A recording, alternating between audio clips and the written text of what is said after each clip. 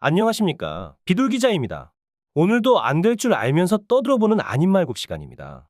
오늘은 출산 장려금에 대한 이야기를 해보려고 합니다. 우리나라는 출산 장려금 정책이 있는데 정부에서는 표에 보이는 것과 같이 0세에서 7세까지 총 3,050만 원 정도의 비용을 지원해주고 있습니다. 이는 지역이나 나이, 첫째냐 둘째냐 상관없이 동일하게 지원해주고 있는 항목들입니다. 앞서 말한 정부에서 주는 지원금과 별개로 각 지자체들에서는 출산 장려금을 추가로 지급하고 있는데 오늘 이야기는 이 지자체별 출산 장려금에 대한 이야기입니다. 우선 결론부터 말씀드리면 저는 지자체별로 지원하고 있는 이 출산 지원금은 없어져야 한다고 생각합니다. 지자체별로 실행하는 출산 지원금의 가장 큰 문제는 각 지역별로 거주 요건, 지원 기간, 지원 방식, 지원 금액이 다르다는 점입니다. 어디는 일시금으로 지급을 하고 어디는 3년에 걸쳐 지급하고 어디는 7년에 걸쳐 지급을 합니다.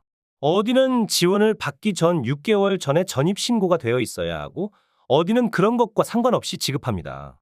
어디는 30만 원을 주고 어디는 500만 원을 주고 어디는 1000만 원을 지급합니다. 여러분 이 이야기를 들으시고 어떤 생각이 드시나요? 요즘 애들도 안 낳는데 저렇게 지원은 해줘야지. 뭐 이런 생각을 하시나요? 그렇다면 다시 한번 잘 생각해 보십시오. 애를 안 낳을 사람이 저 금액을 받기 위해 애를 낳을 것 같나요? 낳을 생각이 없었는데 1000만 원을 받을 수 있으니까 낳겠습니까?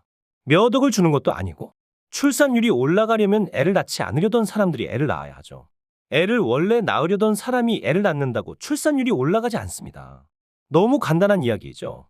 그럼 이 정책에 실제로 영향을 받는 사람은 누구일까요?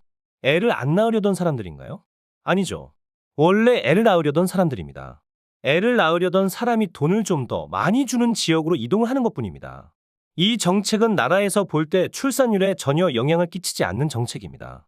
그냥 지자체별로 출산율 뺏기 놀이나 하는 겁니다. 세금이나 펑펑 써대면서 말이죠. 그럼 그렇게 돈을 많이 주는 지역을 선택한 사람들이 그 지역에 계속 있기라도 할까요?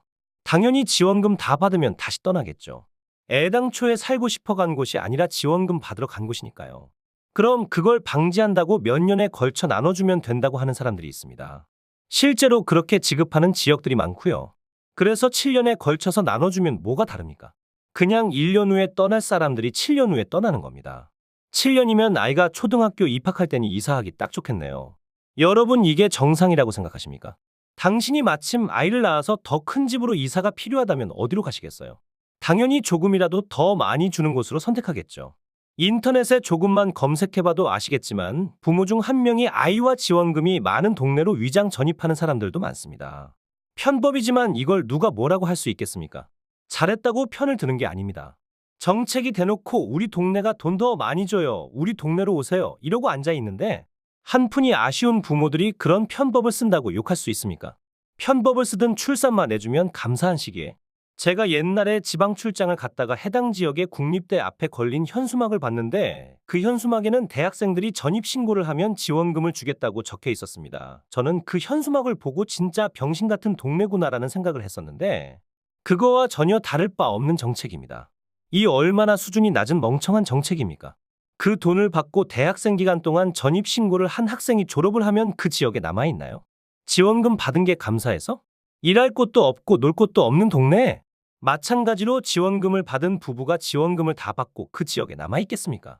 아이 교육시킬 곳도 없고 병원도 별로 없는 지역에? 아무리 세금이 자기 통장에서 나가는 게 아니라고 해도 정책들이 정말 너무하는 것 같습니다. 각 지자체는 본인들 지역의 인구와 출산율을 높이고 싶다면 살고 싶은 지역을 만들어서 인구 유입을 만들어야죠. 본인들 임기에만 인구수, 출산율 안 떨어지면 된다고 생각하니 돈이나 뿌려대는 겁니다.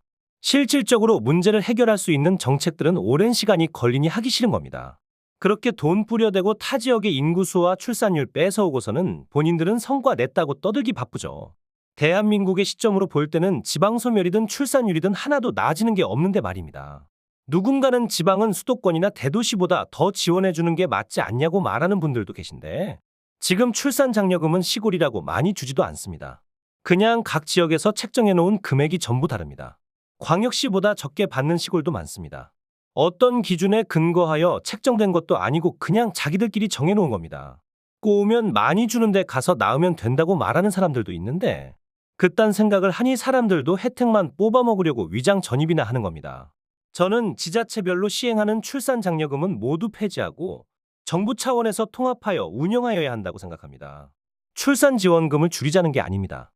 저는 지난 출산율 영상에서도 말했지만 1인 가구 지원까지 뺏어서 출산 가구에 지원해줘야 한다고 주장하는 사람입니다. 출산율이 바닥을 치는 상황에서 아이를 낳으려는 사람들에게 어디로 가서 아이를 낳아야 돈을 더 많이 주나 같은 쓰잘데기 없는 고민이나 하게 만들지는 말자는 겁니다. 요약하자면 지역별로 지급 조건, 지급 방식, 지급 금액이 모두 다른 출산장려금은 각 지자체가 세금을 써서 서로 출산율 뺏기나 하는 실제 출산율에는 전혀 도움이 되지 않는 쓰잘데기 없는 정책이다. 이런 정책은 지역 간 경쟁만을 부추기며 오히려 출산율에 방해만 되기 때문에 모두 폐지하고 정부 차원에서 통합하여 운영하여야 한다입니다. 아님 말고